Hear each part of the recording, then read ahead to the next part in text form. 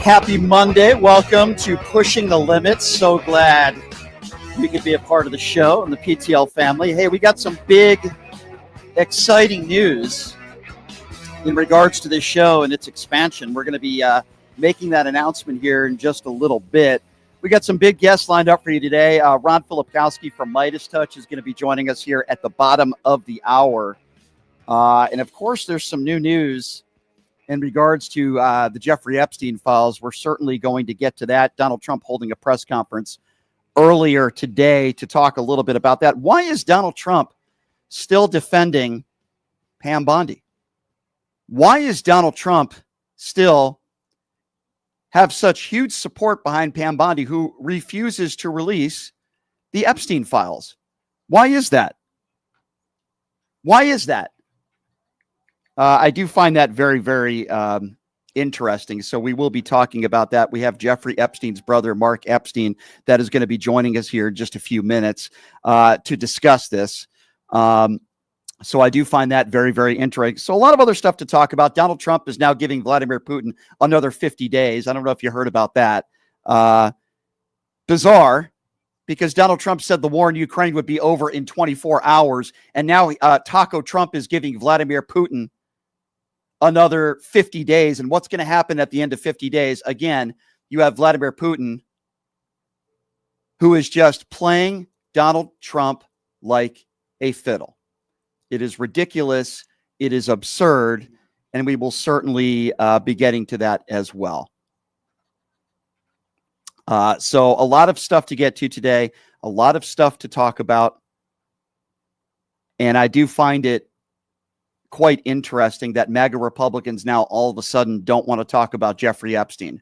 All of a sudden right now, they don't want to talk about the Epstein files. Charlie Kirk today on his podcast saying that he doesn't want to talk about the Epstein files anymore. They just want to trust the government. I find that a little bit bizarre, don't you? Why is it all of a sudden the MAGA world don't want to talk about Epstein? Why is that? Why is that? Why is that? So we're going to get Mark Epstein on the line here, the brother of Jeffrey Epstein, here in just a few moments to kind of talk about this, because I want to get his thoughts on this video that was released, this Pam Bondi video that was released that's missing 1 minute of the video, and it was a different camera angle. So I definitely want to ask Mark a little bit about that as well. And certainly over the weekend, there's a lot of other stuff to get to and a lot of other stuff to talk about. But I do find it very interesting that for years, MAGA Republicans have been talking about the Epstein files for years. But yet, now, all of a sudden, Donald Trump doesn't want to talk about it. Pam Bondi doesn't want to talk about it. They don't want to talk about it. Why is that? Why is that? Tell me why that is. Why is it that Dan Bongino took a day off on Friday on somewhat of a strike? Why is it that Kash Patel and Dan Bongino are at odds with Pam Bondi? And why is it that Donald Trump seems to be backing Pam Bondi? Why is that? Explain to me why that is. Explain to me what's going on. Explain to me why there are so many MAGA Republicans that are so angry at Donald Trump now. They've been talking about the Epstein files for years. Explain to me why. Well, I'll tell you why, because I think Donald Trump was all over the Epstein files. I've been saying that for years. Donald Trump was on the flight log 7 times. We learned that in the Maxwell trial. So joining us right now on the line is Jeffrey Epstein's brother, Mark Epstein, who was nice enough to join us. Mark, I do appreciate you coming back on the show, sir. How are you? So far, so good. How are you? Doing okay, Mark. I appreciate you being here. I want to get your first reaction to this video that Pam Bondi released, but yet it's a different camera angle. And as you know, there's 1 minute that's missing from this video angle that was outside your brother's cell when he allegedly took his own life. What are your thoughts on this? Well, did you get the photographs I sent to you? Yes, I did. Yes, I did. Could you put them up? Is that possible? We will. Yeah, we are going to put those videos up later on in the program. Yeah, absolutely. We're going to do that. But okay, because my impression was that videos don't show anything. They don't. That's real. The pictures I sent you, I have the actual cell door to Jeffrey's cell. I have the picture of the tier that his cell is on, and I have the picture of the entrance to that tier, which is up a bunch of steps. So when I watched the video and they said someone was walking across and they put him into his cell, that's impossible. To get into Jeffrey's cell, you had to go up a flight of stairs into the tier, which has a barred, locked door, and then Jeffrey's cell was to the right of that door. So it's not just a matter of just walking somebody to a door on a flat surface and walking them into his cell. So I don't know what that video was, and the person who was in that video, you can't distinguish who that is. I tried to blow it up as best as I could. You can't see who that is. Mark, what are they? I think this is more BS. Mark, what are they hiding? Why is Pam Bondi and Donald Trump not want to talk about your brother anymore all of a sudden? What are they hiding? Well, why do they all cover it? Bill Barr started it after Jeffrey's death by stating that because he saw the videotape and nobody went in or out of the tier, that convinced him it was a suicide. Well, there were 12 other inmates on that tier that could have killed somebody, assuming he was killed. Also, to think that somebody could get to that cell, that tier door, go in, kill somebody, and leave completely undetected is just one of the dumbest things I've ever heard. Because there's 6 levels of security before you get to that tier, each with its own locked doors and guards and cameras. So when I first heard Bill Barr state that, I said, wait a second, they're covering something up. But I thought about that before then, because when they did the autopsy for Jeffrey, Dr. Roman, who was a city pathologist doing the autopsy, and Dr. Michael Barton was there witnessing it, they came out of the autopsy room saying they could not call this a suicide because it looked too much like a homicide. Right. Now, that fact is ignored and overridden on everything they put out. A few days later, Barbara Sampson, who was the chief medical examiner, she calls it a suicide. And that's what they rely on. They say the chief medical examiner called it a suicide. But let me tell you, Barbara Sampson never saw Jeff's body. Right. She was not at the autopsy. Right. So what information is she basing that decision on? She refuses to speak. Here's what I don't understand, Mark. You have Pam Bondi, who's talking a lot about Epstein when she first got this job. You have Dan Bongino and Kash Patel, who are talking about your brother constantly 24/7, it seemed like, for years, including the MAGA base. And now, all of a sudden, Donald Trump is annoyed when he's asked even a question about your brother. Pam Bondi lying, not releasing any of the files or any information.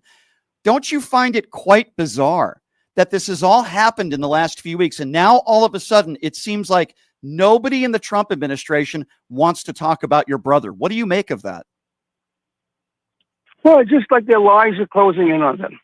You know, I don't believe, no one who looks at all the facts available really believes he committed suicide. It just doesn't make sense. People look at little bits and they question it and they say maybe it's a suicide. But people who have looked at a lot of the information, I can't say all because there's a lot of stuff, but people have looked at a vast majority of it. No one thinks he committed suicide. It doesn't make sense. You know, he had a hearing coming up in a few days to appeal his bail decision. Now, I knew Jeffrey as well as anybody. If he had a chance of getting bail, he would kill himself.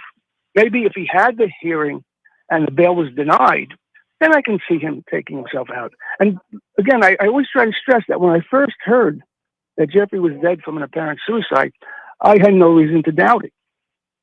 I thought, he was in jail. He was facing a potentially long sentence.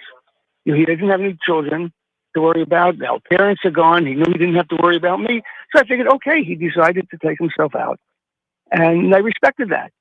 But then when the autopsy was done and they said it looks more like a homicide than a suicide, and Bill Barr came out with that stupid statement, I'm saying, wait a minute, this is not legit. And then we find out cameras weren't working, the guards weren't doing their job, and all these other things. And then I found out about the bail hearing coming up. I knew he had the bail thing coming up. I didn't know when, but it was relatively soon. You know, and it just doesn't make sense. Mark, I know you're not one that likes. You know, I've used the example before. And they use it in court. You know, if you go outside your house and the ground is wet and there's puddles and the cars are wet and there's water dripping off the trees, you know it rained. You might not have seen it raining, but you know it rained. You know, so I can't point to particular things here, but I sort of know this was not a suicide. Now, Mark, and then Cash Patel comes out and says, you know a suicide when you see it. And he states because he's a prosecutor and all sorts of other credentials. And my question is, how many suicides has he actually seen? That's true. And he didn't see Jeffrey's body. He wasn't at the autopsy. He wasn't at the prison. So how could he make a stupid statement like that? That's true. No credentials. Take Dr. Bodden. Dr. Bodden has done about 500 autopsies on prison deaths because he's been doing this for over 50 years. Mm-hmm. Dr. Roman, I don't know how many she did, certainly more than one.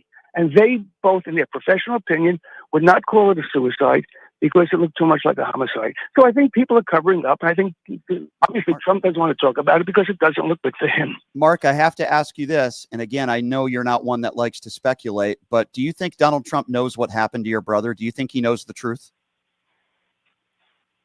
Well, I don't like to speculate, but I'd be surprised if he knows the truth. Yeah.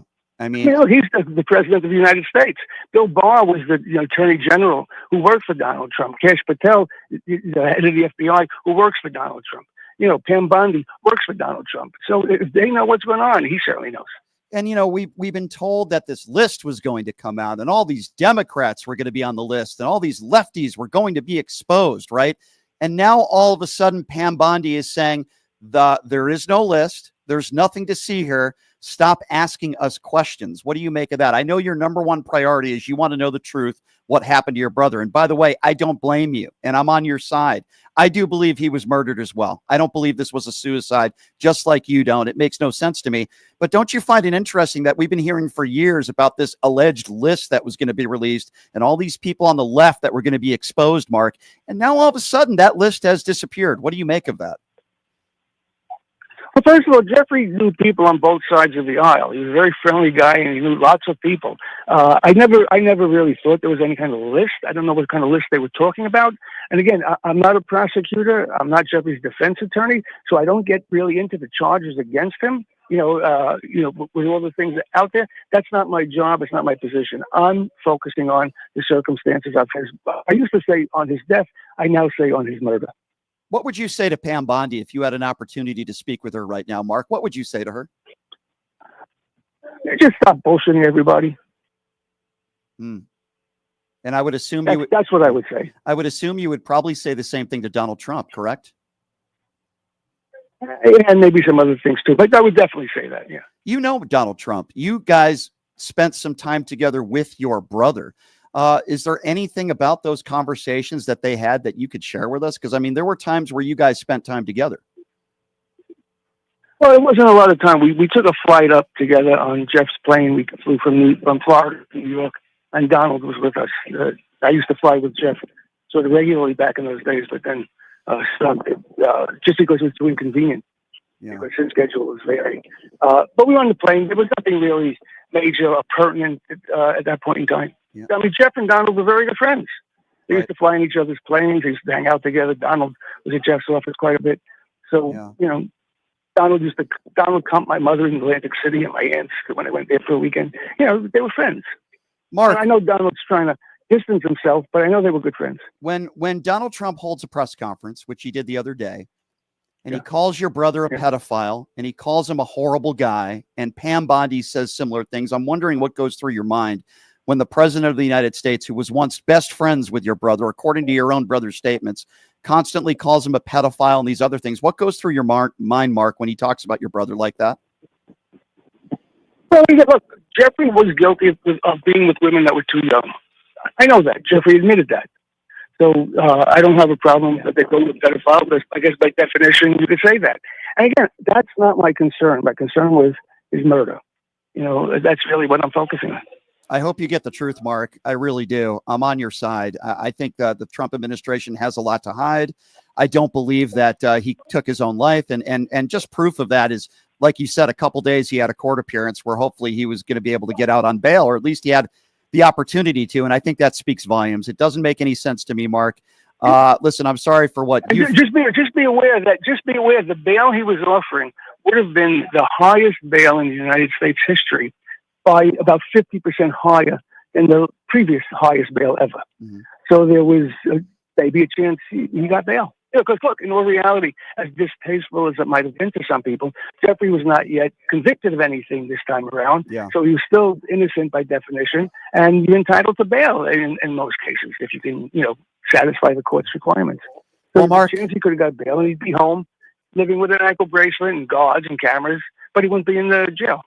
I don't know if we're ever going to get the truth, Mark. Certainly you deserve it. Your family deserves it. I don't know if we're ever going to get the truth. We're certainly not going to get it when Donald Trump is president of the United States. That's for sure. I think that's already been proven. Listen, Mark, I appreciate your time, my friend. Well, do me a favor. Look at the pictures I sent you. I will. You'll see the entrance to the tier. It's up the steps. You'll see the tier, and you'll see the cell door. Now, Jeff's cell door went in the tier, just so you know, is off to the right when you look at that picture. So his cell door is not visible in that picture of the tier, right? Because there are 4 cells on each side of the tier. Jeffrey's the first one, and that's cut off in that photograph. But that's the tier, and you could recognize that tier through the door when you look up the first photograph. And that just gives us more. And that's his cell door. So when they say they had photographs of his cell door, you tell me if you've seen that cell door. No, they're lying. Any of the videos. They're lying. No, I can tell you right now, based on what you showed me, this video, they're lying. They're not showing the correct camera angle of your brother's cell. There's a minute that's missing. It shows absolutely nothing, and it proves that they're hiding something.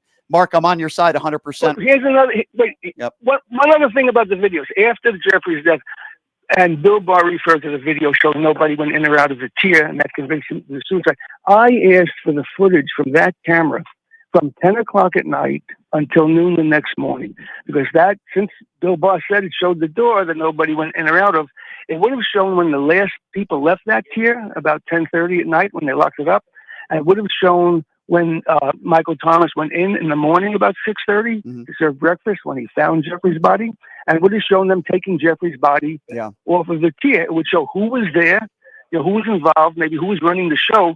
Why did they move a dead body when they're not supposed to until the medical examiner comes? There's just so many questions here, so many things that were done wrong, that just to say that this was a suicide and write it off as that is just foolhardy. Yeah, I'm with you. Makes no sense. Makes no sense to me either, Mark. And you deserve the answers. Mark, I always appreciate it when you do this show. I really do, my friend.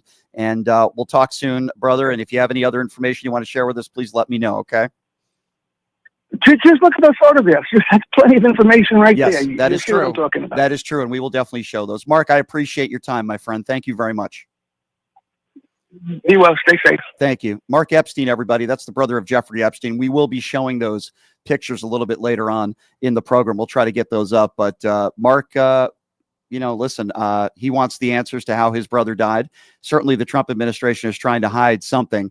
What better person to have on to talk to us about the Trump administration? What better person to talk to us about this crazy Trump press conference? Well, there were a few that took place this morning. There's certainly a lot to talk about, and I'm sorry to keep you waiting. Ron Filipkowski from Midas Touch joining us right now. Ron, it's good to see you, my friend. How are you? Good. Hanging in there. Been busy. I bet. There's certainly a lot to get to and a lot to talk about with you, Ron. I want to start with this. We just had Jeffrey Epstein's brother on. Again, we don't know what's going on with Dan Bongino. He took the day off on Friday. Apparently, they got into it with Pam Bondi. Trump doesn't want to talk about Epstein ever again. What do you make of this whole situation? It's not going away. Trump wants it to go away. It's not going away. I think a lot of what Bongino is doing is very self-serving. It's really all about him. I mean, because, look, he gave up the radio show where he was making bank doing nothing and, just talking trash. And then, he gets this job and he gets embroiled in this Epstein controversy because he spent years on his radio show stirring up the controversy. And then he gets all this backlash and was like public enemy number one there for a few days when this all blew up.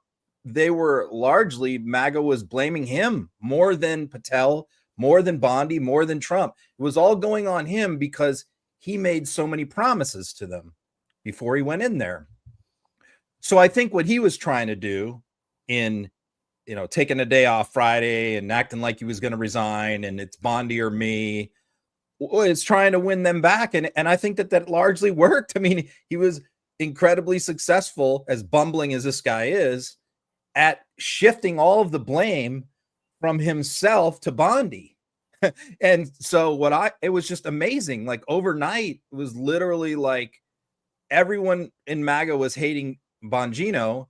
And then it like turned on a dime where everyone was hating Bondi. And I think part of the problem is Bondi didn't make any statements in defense of herself. So, but I think that a lot of this is theater. I mean, I don't think he's going to resign. I don't think he's going to quit. I don't think she's going to be fired. This is just all, it's like everybody's pointing fingers at each other when really, I even said at the time, like, it's ridiculous to blame Bondi, Patel, or Bongino. This is all Trump. Trump is the one who told them not to put anything out. It's that simple. And, it's amazing that no one in the MAGA base really went after Trump until he made that deranged, insane post this weekend. Right. What was it, Saturday night? Like 50,000 telling them that they shouldn't care about this. 50,000. And you had posted this on your social media. Like there's at least 50,000 angry replies to what Trump. What do you make of that? I've never seen anything like it. I mean, I've been on True Social from the first day, because remember, I covered MAGA movement. I've covered it every day for 5 years. Mm-hmm. And, when Trump started True Social, he was kicked off everything else. He was kicked off Facebook, Instagram, Twitter. So he actually created that platform just so he would have a social media, page, and also created it as a business. So what True Social is, it's all just Trump and his cultists. There's not even other members of Congress on True Social. Like I did an audit last year where something like only like 25 House members, Republican House members, even have True Social accounts, meaning like almost over 100 don't. There was like 2 senators that had True Social accounts, and even those are not even, they're just like cut and paste where they're moving stuff over from Twitter. So literally there's no Fox hosts on True Social. Literally nobody is on True Social except for Trump and his cult. And to see that kind of reaction from those cultists to him, I've never seen anything like it before. The closest I could come would be like abortion and the COVID vaccines. Where a couple times he tried to brag about warp speed and how many lives he saved, and he got a big backlash on that and he backed off. And a little bit on abortion, where he said he didn't want a federal abortion law. He wanted to leave it up to the states. Got a little backlash on that, but nothing like this. I mean, I went through those replies. They were just absolutely vicious. They are angry. Yeah, and rightfully so. A lot of them probably should be angry. But Dan Bongino, let's talk about him for a moment, because it appears to me, Ron, that the guy is just pouting, and there were a lot of people that were going after him. So what does he do? He decides to take a powwow and take a day off from work on Friday, and the story comes out that he and Pam Bondi got into it, and for a day he was on strike.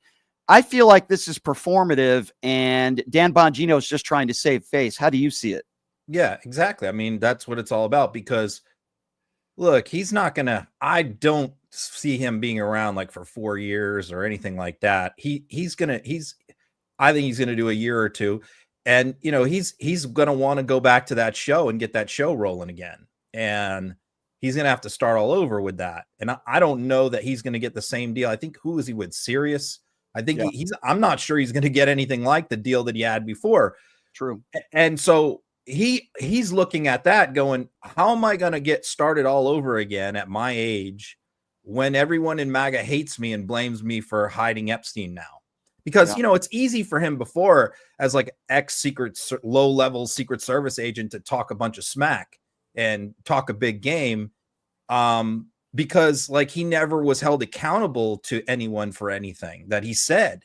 Well, now this is the first time he's actually been in a position of responsibility, you know, where he's having to answer to a constituency, and he is failing in that. So, and that's his audience. So this is the problem with a lot of these guys, whether it's Charlie Kirk or all of these, you know, MAGA podcaster influencers that make their living off MAGA, is they can only go so far. You know, they're walking that tightrope between their audience is pissed off and wants something done, and yet they don't want to criticize Trump too much, because if Trump, you know, flames them on social media, then that nukes their business too. Like Trump could wreck Charlie Kirk in a heartbeat if he said, don't follow this guy anymore, don't go to his, you know, his little turning point stuff.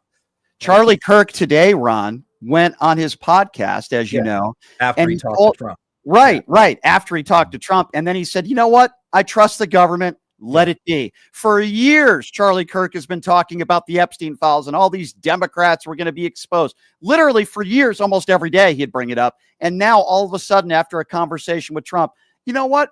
I trust the government. Everything's fine. Let them do their work. Look, I've seen Charlie do this 100,000 times. I've seen him do this so many times, where he will stake out, you know, a position on a particular issue, and then Trump will, and then say like, this is our line in the sand, you know, and then Trump will do the opposite, and then Charlie immediately changes position, because look, he depends on Trump for his business model.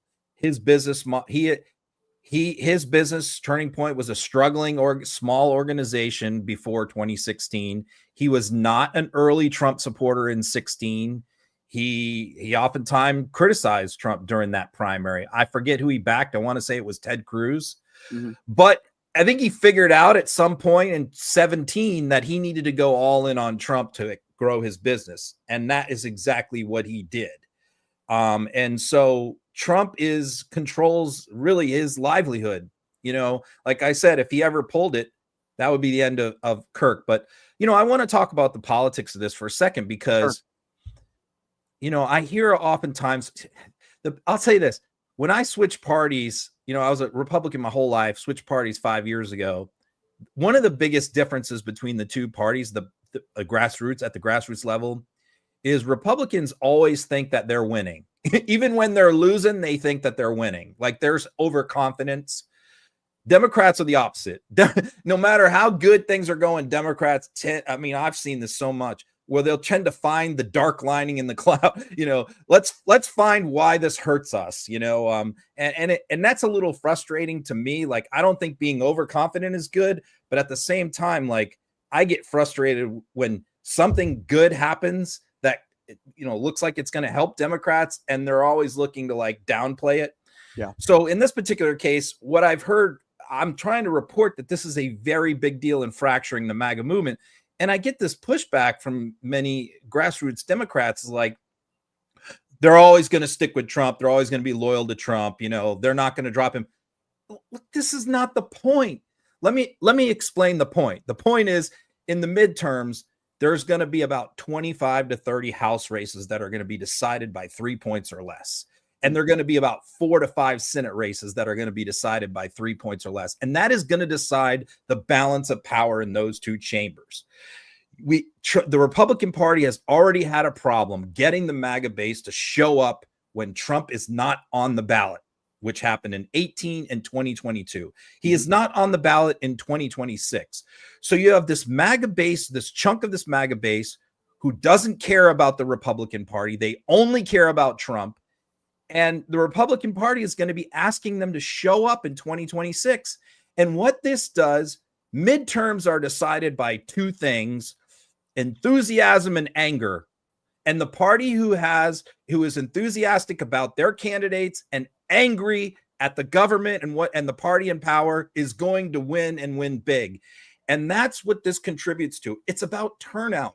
If you can just get 3% of these people that are mad not to show up, I'm not saying they're going to hate Trump, just not to show up, then you have a blue wave, you know? And so that's the point, And Democrats need to like embrace that and be happy about that and not be like, oh, they'll always back Trump.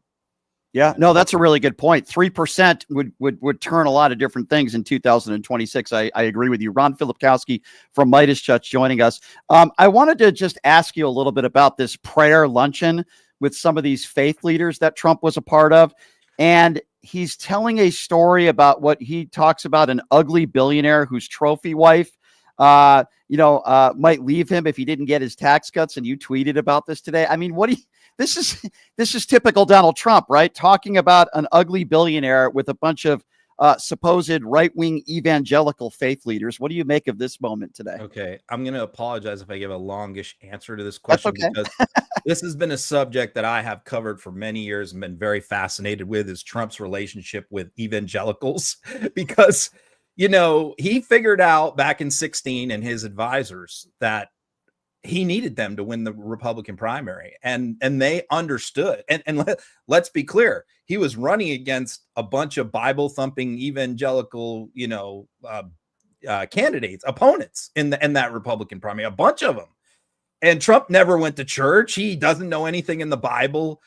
He's not religious in any way. I doubt that he even believes in God. He may, but he's certainly not like an observant, practicing Christian. Mm-hmm. And so that was always the weakness for him. But he got a bunch of these faith leaders like Tony Perkins down in Texas and Franklin Graham to vouch for him and the Christian Broadcasting Network. I went back and watched so many of those interviews that he gave to the Christian Broadcasting Network in 2016, where he's faking his way through the Bible and he's asked 2 Corinthians and all this stuff. And it's just like sickening. So here you have this prayer, he installs this faith office, which is run by Paula White Cain, whose husband is the bass player for Journey, who wrote the song Open Arms and Faithfully. That's her husband, right? Jonathan Cain. And by the way, Neil Sean, the guitar player, hates Jonathan. They hate each other because Neil Sean is a Democrat and doesn't like Trump, and Jonathan is a big Trump supporter. Anyway, they don't talk politics. So that's just a side note. But she is the one presiding over this prayer luncheon. And it's always fascinating to me to watch Trump in front of religious groups, because he tries to like fake it, but he just can't. He has no skills in this area. He doesn't know the lingo. He doesn't know how to appeal to these people and talk to these people. And so, they give this prayer, and these people always talk about him as the Messiah, and he was saved by God in Pennsylvania and all this kind of nonsense. This is the messaging that they put out to their people, that this is God's chosen, president.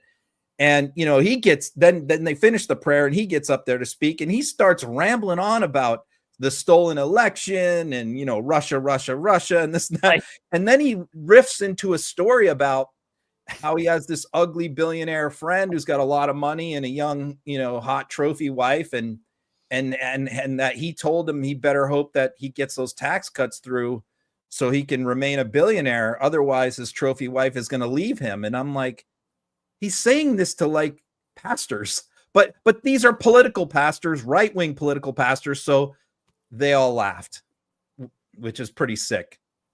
Beyond sick and despicable. I wanted to ask you a little bit about Vladimir Putin, because you've covered this better than anybody. All the times Donald Trump has said, I'll end the war in 24 hours before he even becomes president. He said, all I have to do is pick up the phone. Well, today, Ron, as you know, he's giving Vladimir Putin 50 days.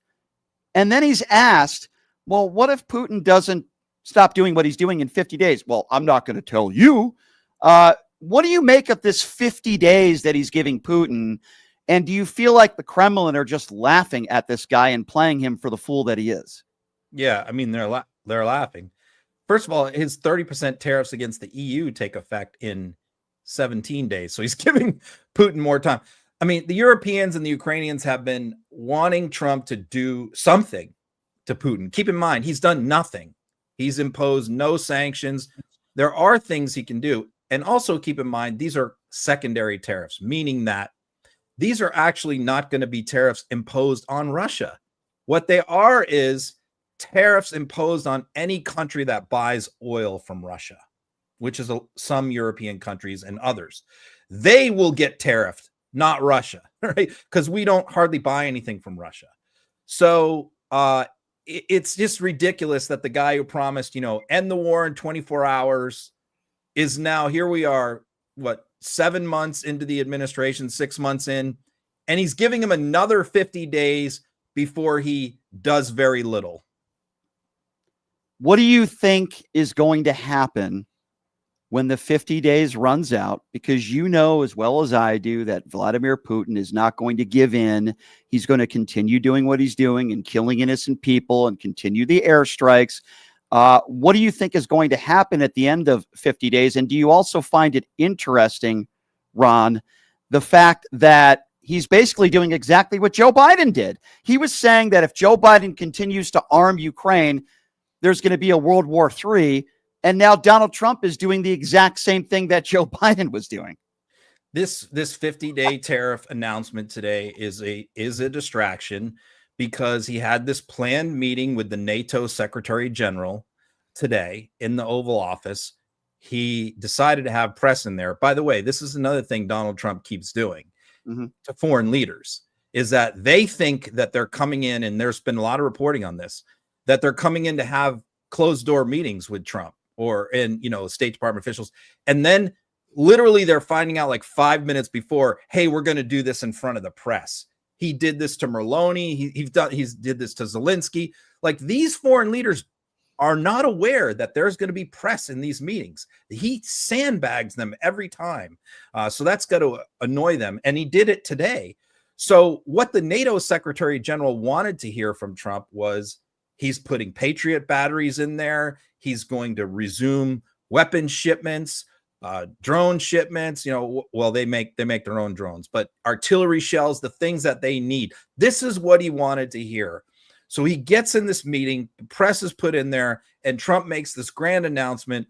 Oh, I'm going to put secondary tariffs on Russia in 50 days. Trust me, that is not what Rudy wanted to hear. Rutte is his name. I think that's how you say it.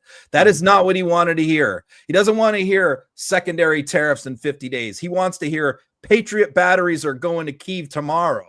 So again, this is Trump, the master distractor. And if he has one superpower, it's that. Everybody wanted to hear about Patriot batteries and weapons going in there. And instead, the media is now all reporting on secondary tariffs in 50 days. So Trump, he pulled it off again. He successfully said, look over here at this shiny object. Don't look at this big problem right in front of us. Sickening. Absolutely sickening. Ron, I would imagine you have a very busy day today. Talk to me a little bit about your Substack and what you're working on and what you're going to be releasing today. I mean, I'm writing a lot about what we just talked about. A lot of the political stuff, writing a little bit about Laura Trump, getting in the North Carolina Senate race, which is looking like it's a possibility. Talking a little about in my Substack too about Barack Obama's speech over the weekend in New Jersey, which I thought was kind of interesting. Democrats toughen up. Yeah. I like that message. And so, a little bit of that too. So today's Substack, some of the past, half the column would be on one particular subject, but this one's like a box of chocolates. There's like a little bit about like 50 different things. Understandable. There's a lot to talk about. Another busy news day. Ron, one of the toughest and hardest working guys in the industry. Love what you do over there with your Substack and love the guys at Midas Touch. Ron, it's always a pleasure, my friend. We'll let you get back to work and always appreciate it when you take the time to come on, my friend. Have a good rest of your day. All right. Thanks, got to follow Epstein's brother, huh? That's quite yeah. Mark's done my show a few times. He's obviously not a fan of Donald Trump, and he certainly believes that Trump might have had something to do with his brother's death. And you know what? While we're all speculating on it, it certainly every day appears that Mark might be right. Yeah. You never know. Ron, thanks for coming on. Appreciate it. Have a good one, Ron. See ya. Ron Filipkowski, everybody, with Midas Touch, one of the best in the business. Always love having him on every week. He is fantastic. And we just had Mark Epstein on, the brother of Jeffrey Epstein. So there's a lot to dissect in these two interviews. So here's what we are going to do. I have some audio to play for you when we come back from break. As you know, Donald Trump met with the NATO Secretary General at the White House and embarrassed himself on a national stage. We have the audio to prove that for you, and we are going to play that for you when we come back. Also, when we come back, we have some huge news as far as this show is concerned, and it's very good news. The show is expanding. And I told you guys about 6 or 7 months ago, there were some things that are in the works. By the way, there are still some things that are in the works with some other companies.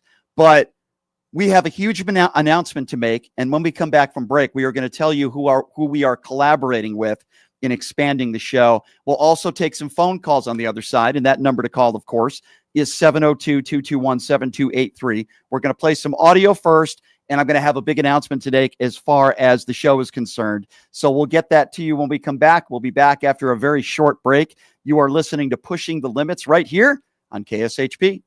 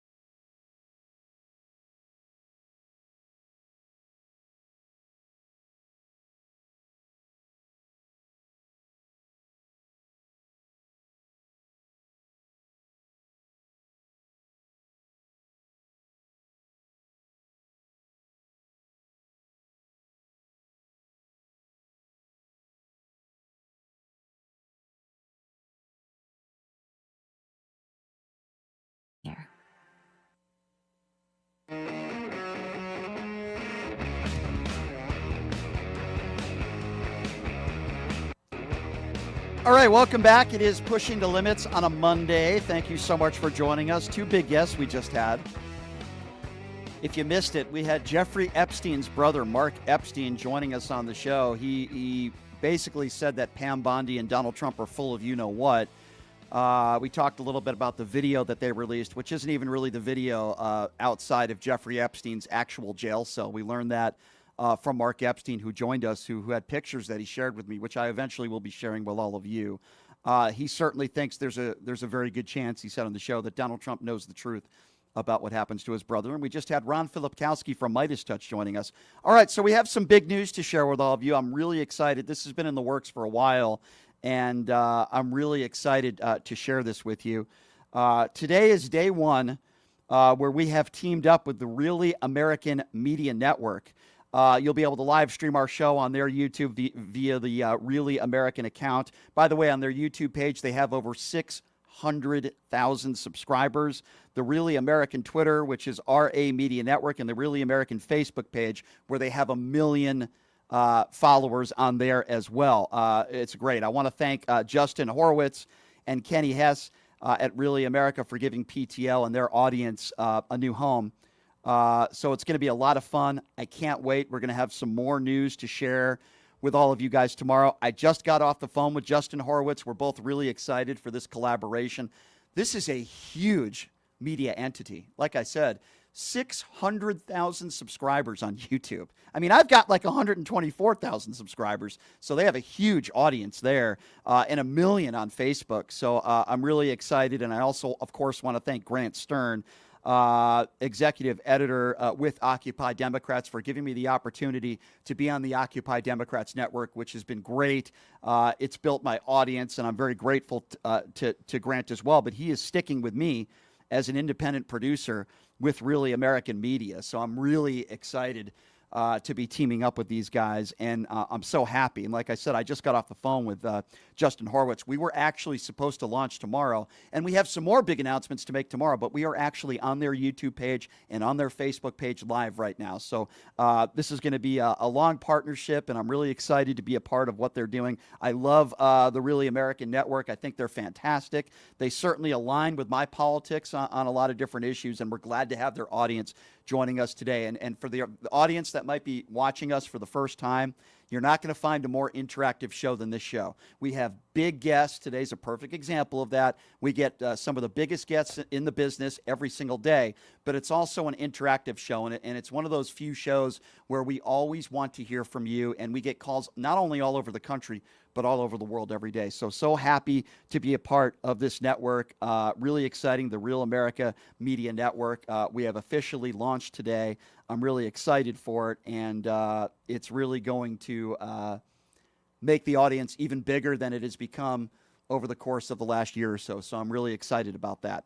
So, as I mentioned, Donald Trump met with the NATO Secretary General at the White House earlier today. He was asked a lot of questions about Vladimir Putin. He was asked questions about Zelensky, the war in the Ukraine, and even the Epstein files. So a reporter asks Donald Trump today, if Putin escalates this, what are you willing to do in response? This interaction just shows you Taco Trump in real time. Have a listen to this. If Putin escalates further, how far are you willing to go in response? In what? How far are you willing to go if Putin were to escalate, send more bombs in the coming days? Don't ask me a question like that. How far? I want to get the war settled. They're not Americans that are dying in it, and I have a problem, and JD has a problem. It's a stance that he's had for a long time. They're not Americans dying, but there are a lot of people dying, and on something that should be able to be settled. And we all agree with that. This group of people, we want to defend our country, but ultimately, having a strong Europe is a very good thing. It's a very good thing. So I'm okay with it. Yeah, of course you are. Yeah, what a great response. What are you going to do if Putin escalates and this 50-day pause or 50 days you're giving Putin, whatever you'd like to call it? What are you going to do about it? Oh, don't ask me a question like that. Maybe he'll send him more COVID test kits. Donald Trump's going to do nothing. He's been played by Vladimir Putin. He's been embarrassed by Vladimir Putin. And we all know that there was this pause in delivery of weaponry to Ukraine in order to evaluate, apparently, the U.S. stockpiles. And now Donald Trump is doing the exact same thing that Joe Biden was doing when Donald Trump said it would create World War III. So this reporter asked him this question. Have a listen to this. In fact, they're coming over. They'd like to talk to us. Mr. President, is there any concern about the U.S. stockpiles? There was a pause in delivery of weaponry to Ukraine in order to evaluate, apparently, the U.S. stockpiles. What came out of that? Evaluation. I mean, this was a very big, what we're talking about today is a very, very big day. And what Pete was doing, and me too, I knew what Pete was doing, was evaluation, because we knew this was going to happen. And now we actually announced it. They voted on it. It's all been done. So obviously that has a big impact on, when you say pause, obviously you're not going to be doing things if you don't know what's going to happen here. But we were pretty sure this was going to happen, so we did a little bit of a pause. But this is a very big, event today. This is something very... If Putin escalates... Yeah, an evaluation, sure. You frickin' lying buffoon, you orange orangutan, you idiot. We all know that's a lie. We all know that Pete Hegseth put this pause in place. He didn't tell you, Mr. Orange Orangutan lying leader, you liable adjudicated rapist. He didn't tell you. He didn't tell anybody else in the White House. We know that through some great reporting. You're lying. He didn't tell you. He put this pause. God knows how many lives were lost, how many people were murdered because of this pause, because Pete Hegseth is an abusing idiot. And you're going to lie to the American people because you won't admit the fact that your Secretary of Defense didn't tell you. And now all of a sudden you're doing the exact same thing that Joe Biden did in sending this artillery back to Ukraine. You said it would create World War III. You're doing the exact same thing that our former president did. You lying orange orangutan, you. And then a reporter asks, why are you giving Vladimir Putin 50 more days. You said the war would be over in 24 hours. You're almost 6 months into your presidency, and now you want to give Vladimir Putin almost another 2 months? And have a listen to the way Taco Trump answers this question. Any questions, please? Yes. Thank you, Mr. President. What was the tipping point for you in making this decision? Was it a conversation with President Putin? Was it a piece of intelligence? And why are you giving 50 more days? I think it's a very short period of time. I think they'll forget. I've just really been involved in this for not very long. And it wasn't initial focus. This is a Biden war. This is a Democrat war, not a Republican or Trump war. This is a war that would have never happened. It shouldn't have happened. A lot of people being killed. When the final numbers come in, you're going to see a lot more people are being killed in this war than you think, than you've been writing about. It's a very deadly war. They're all bad, but this is a very deadly war. The numbers are going to be far greater. When an apartment house comes down, and they say 2 people were slightly injured. No, many people were killed. And those numbers will be at some point accurately reported. So far, they're not. It's a deadly war. I think that you're just going to see. I think you're going to see strong movement. I hope so. I hope so. And what about the secondary tariffs are very, very powerful. Yeah, very, very powerful. They're really working, these tariffs. They're very powerful. And we need to get lectured by Donald Trump and how many people are being murdered. You're the one who thinks that. You've said it time and time again. How many times in the last 5 months has Donald Trump said Putin wants peace? And then within 24 hours, there's another airstrike where they're trying to kill as many innocent people as possible, women and children in Ukraine. And now all of a sudden, Donald Trump wants to tell us, yeah, I guess Putin's full of crap. Now all of a sudden, Trump wants to tell us how many people have lost their lives in this war. We know how many people have lost their lives. We know Vladimir Putin invaded our allies. We know what an evil, murderous dictator Putin is. You're the one that's been calling him a genius. You're the one that's been saying he wants peace. You're the one that told us that you believe Zelensky's a dictator. You're the one that told us you believe Ukraine started the war. How did that work out for you? You bumbling orange buffoon, you liar. You 34-count felonious liar, you.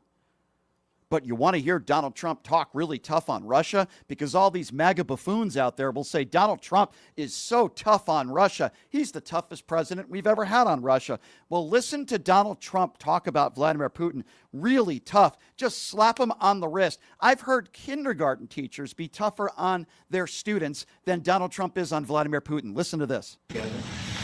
And one of the reasons that you're here today is to hear that we are very unhappy, I am, with Russia, but we'll discuss that maybe a different day. But we're very, very unhappy with them, and we're going to be doing very severe tariffs if we don't have a deal in 50 days. Tariffs at about 100%. You'd call them secondary tariffs. You know what that means. But today we're going to talk about something else. And as you know, we've spent $350 billion approximately on this war with Russia and Ukraine, and would like to see it end. It wasn't my war, it was Biden's war. It's not my war. I'm trying to get you out of it. And we want to see it end. And I'm disappointed in President Putin because I thought we would have had a deal 2 months ago, but it doesn't seem to get there. So based on that, we're going to be doing secondary tariffs if we don't have a deal in 50 days. It's very simple. And they'll be at 100%. And that's the way it is. It can be more simple. It's just the way it is. I hope we don't have to do it. Yeah, he's very unhappy. Listen, folks, I'm making this analogy because I'm not making this up. I've heard kindergarten teachers literally be more tough on their students than Donald Trump is on Putin. Vladdy, I'm very unhappy with you. Very unhappy. Hey, Vladimir, knock it off. That's really all we've heard from Donald Trump. No sanctions, nothing. Oh, well, I'm going to tariff the hell out of Russia. Yeah, okay. I'm sure the Kremlin is laughing at Donald Trump like they have for years, even the first go-around when he was president. It is ridiculous. It is pathetic. And Taco Trump was in full form this morning. Listen to this bumbling orange orangutan idiot continue. I would say. How did you deliver this news to Putin, sir? Say? How did you tell Putin this was coming? I speak to him a lot about getting this thing done.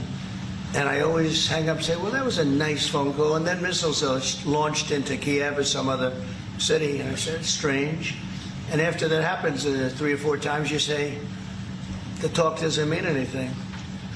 My conversations with him are always very pleasant. I say, isn't that a very lovely conversation? And then the missiles go off that night. I go home, I tell the First Lady, I spoke to Vladimir today. We had a wonderful conversation. She said, oh, really? Another city was just hit. So it's like, look, he's, I don't want to say he's an assassin, but he's a tough guy. It's been proven over the years. He's fooled a lot of people. He fooled Bush. He fooled a lot of people. He fooled Clinton, Bush, Obama, Biden. He didn't fool me. But what I do say is that at a certain point, ultimately talk doesn't talk. It's got to be action. It's got to be results. And I hope he does it. It's potentially such a great country to be wasting so many people on this and the money. And look at what's happened to his economy. Look at what's happened. So, and with the threat in 50 days, yeah, economy will be hit very hard. I mean, look, I hope he's going to do it. He knows the deal. He knows what a fair deal is. If there is such a thing as a fair deal, there's no winners here. This is a loser. This is a loser. And I dealt with him from the beginning. It wouldn't have happened, but I will say Ukraine was the apple of his eye. We talk about it. It was the apple of his eye, but it wasn't going to happen. And he understood that. It wasn't going to happen. And then I noticed, after I was out, I noticed soldiers forming at the border. Yeah. And then I heard horrible, stupid things being said from the other side. And I said, they're really handling it very, very wrong. It's a shame. Yeah, all right. So a lot to dissect there. It is a shame. First of all, he's saying that Vladimir Putin played Barack Obama and Joe Biden when this is the same idiot who said he would be able to end the war in 24 hours. Actually, he campaigned on that. He said all he'd had to do was pick up the phone and talk to Putin, and he would end the war within 24 hours. Here we are almost 6 months into his administration. Vladimir Putin has played him like a fiddle, and he wants to say, well, he hasn't fooled me. He's fooled Joe Biden. He's fooled Barack Obama. It's Joe Biden's war. It's not my war. Yet COVID happened under his watch. So was COVID his war? I mean, it's so ridiculous. And now we're in an ill-advised war with Iran. And he wants to tell us that this is Biden's problem when he campaigned on he would end the war within 24 hours. How's that going, MAGA? How's that going? I'll tell you what's going to happen. I will predict the future, ladies and gentlemen. The Kremlin is laughing at this 50-day thing that was put in place by Trump earlier today. 50 days are going to go by. Nothing is going to change. And then Donald Trump won't want to talk about Vladimir Putin and the war in the Ukraine no more than he wants to talk about the Jeffrey Epstein files. That's what's going to happen. And while all this is going on in the world, and we're entered into another war with Iran, and the Ukraine war is worse off now than it was on day one, we are headed towards a recession. People are going to be losing their medical coverage and Medicaid, maybe upwards of 15 to 20 million people. People are losing their jobs. They're suffering in this country. Many people are going to lose their food stamps. And while all this is going on, a typical MAGA Republican buffoon like Donald Trump is talking about Joe Biden and transgenders. To them about it. I think they had, it's called a freewheeling auto pen. Like, Biden was never for open borders. Biden was never for transgender for everyone. So I don't think I think the radical left people that took over the White House, and if I didn't win, our country was finished. Yeah, there you go. Our country was finished. It was dead a year ago. Look at how wonderful we're doing now. It would have been finished if I didn't win. And Donald Trump talking about transgenders in front of the NATO Secretary General. What an embarrassment he is. Yeah, because that's number one in everybody's list, right? God forbid a transgender athlete is competing on a women's volleyball team, because that's far more important than people not able to put food on the table, living paycheck to paycheck while you give the biggest tax breaks to the top 1% in American history. And you got us into another ill-advised war with Iran. The war in Ukraine is still going on. There's certainly no peace in the Middle East. But let's talk about those transgenders. This is what these MAGA idiots do every day. They want to ban books. They want to attack the LGBTQ community. They want to attack trans people. And they think drag queens are bad and undocumented immigrants are the reasons why there's so much crime in this country, which couldn't be further from the truth. Oh, yeah, by the way, more unidentified ICE agents kidnapping people over the weekend throughout the country. More ICE agents that aren't identifying themselves outside of courtrooms, arresting people and separating people from their families, while J.D. Vance is running around with his family having a good old time. By the way, did you see that video of J.D. Vance dancing? Have you ever seen anybody or not dancing, I should say running. I don't know if it was a dance/run. Have you ever seen a man run like J.D. Vance runs? Oh my goodness gracious. Can you imagine watching J.D. Vance and Donald Trump run in like a 50-yard dash? Holy schmagoli. And then lastly, we were told 90 deals in 90 days. Right? I'm not making this up. Peter Navarro, members of Donald Trump's administration, even Donald Trump said he would make 200 deals. So what happened to that? At maximum, we've had 2 deals made, and those weren't even good deals for the United States of America. But now Donald Trump is claiming because we sent a sophomoric letter to a world leader, we sent a bunch of letters, that somehow that's a deal, and it doesn't matter what's in the letter. So long as he sends the letter, that's the deal that was made. I'm not making this up, folks. Donald Trump reiterated that again this morning in front of the NATO Secretary General, that somehow sending a letter out is a deal. You've praised European countries today as standing up for Ukraine, as being strong. Will you allow them to continue to negotiate tariffs lower than 30% before August 1st, or is the deal set at this point? What does that mean? You mean you're talking about the tariffs? On trade, on tariffs. You're back on tariffs.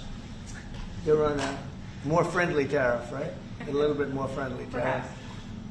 No, we're going to be talking to people. We have, I watched the show this morning. They were talking about, well, when's he going to make the deal? The deals are already made. The letters are the deals.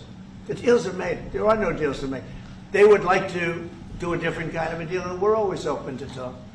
We are open to talk, including to Europe. In fact, they're coming over. They'd like to talk. So wait a second. Let me get this right. It's a deal if you send a letter. So is that how it works in business? I guess that's the art of the deal. If the other party rips up the letter and laughs at it, which I would imagine a lot of these world leaders are going to be doing, that somehow that there's a deal that was made. And they want to say this guy is the art of the deal maker, 90 deals in 90 days. But apparently now it's moved from 90 deals in 90 days to 2 deals in 90 days, arguably 2 deals in 90 days. And somehow if I write a letter to somebody, that must mean that a deal was made. You know how ridiculous that is? That would be like, I don't know. I've always had a crush on Jessica Alba. I think she's beautiful. So if I wrote a letter to Jessica Alba and I said, hey, I'd like to marry you, does that mean we're married? I'm being serious. That's how ridiculous Donald Trump is. He's making it sound like if we write a letter, that's a deal. So if I write a letter to Jeff Bezos asking him for $1 million to invest in the Pushing the Limits radio show, does that mean I have a deal with Jeff Bezos? No, he would probably rip it up and laugh at it, although that would probably be a good deal for him, a good investment. But in all seriousness, that's how ridiculous Donald Trump is. Apparently, if you write a letter that a high schooler could write, somehow that's a deal that has already been made. It is absolutely ridiculous. So there's a lot we're talking about today, of course. We're talking about Donald Trump, his meeting with the NATO Secretary General.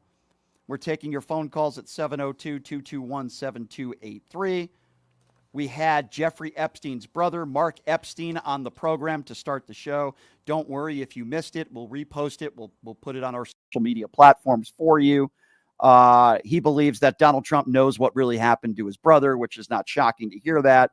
We also had Ron Filipkowski on the show, and there's certainly a lot to get to and plenty to get to. And I also welcome everybody with the Really American Network. Huge following, 600,000 followers on their YouTube page, 1 million on their Facebook page. And we're so glad to be a part of Really American Media Network. And we're taking your phone calls now. The number to call, 702-221-7283. And again, that number, if you'd like to be a part of the conversation, now's the time to do it. 702-221-7283, 702-221-SAVE. Let's go to Mark. Mark is first up on PTL. Hey, Mark, what's going on? Oh, Brian, first I want to congratulate you on your new deal. Thank you. But let me tell you, I was laughing the last 10, 15 minutes of your show. I cannot believe what is happening.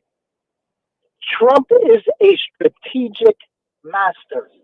Now, according to Lev Parnas, and we all know who Lev Parnas is, sure, the Trump MAGA base was built on the Epstein files. Mm-hmm. That's what they were built on, he said.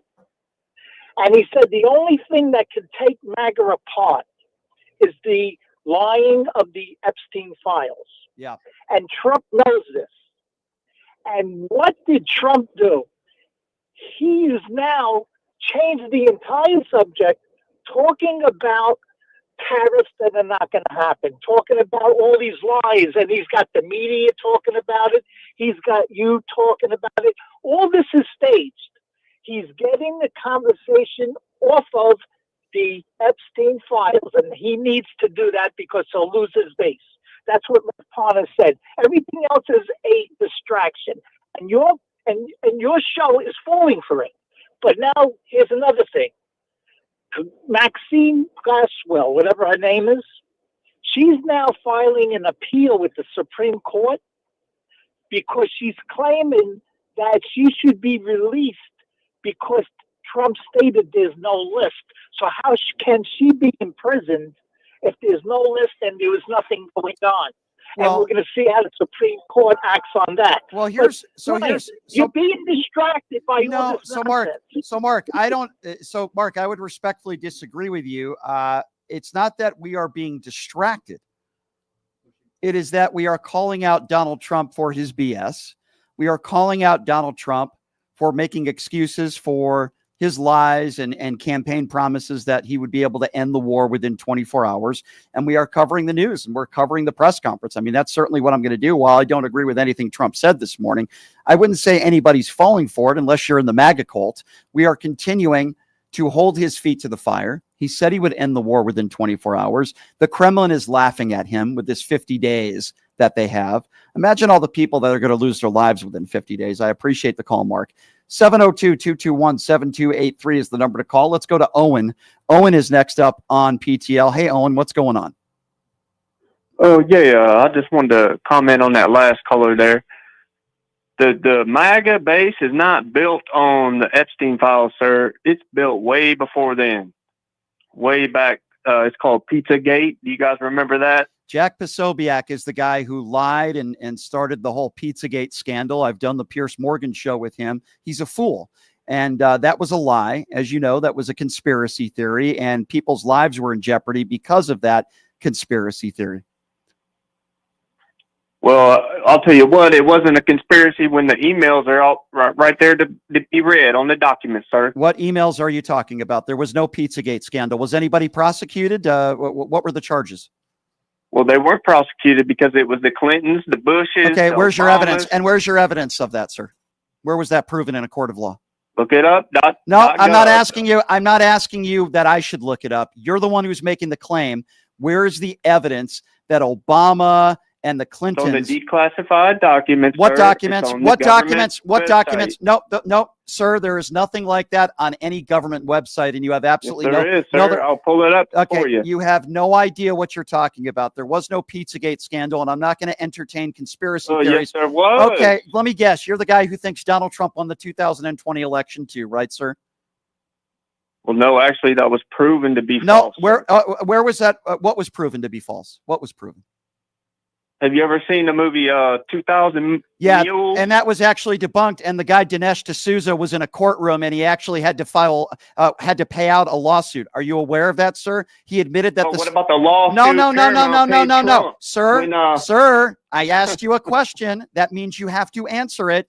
You just said 2,000 mules, which is laughable, and it shows your ignorance and stupidity. He was in a courtroom and he was sued. He had to pay out a lawsuit because he put stuff in there that was not true, and he openly admitted that in a courtroom. Are you unaware of that as well, and can you possibly be this stupid? I guess that's my question for you, I am unaware of that.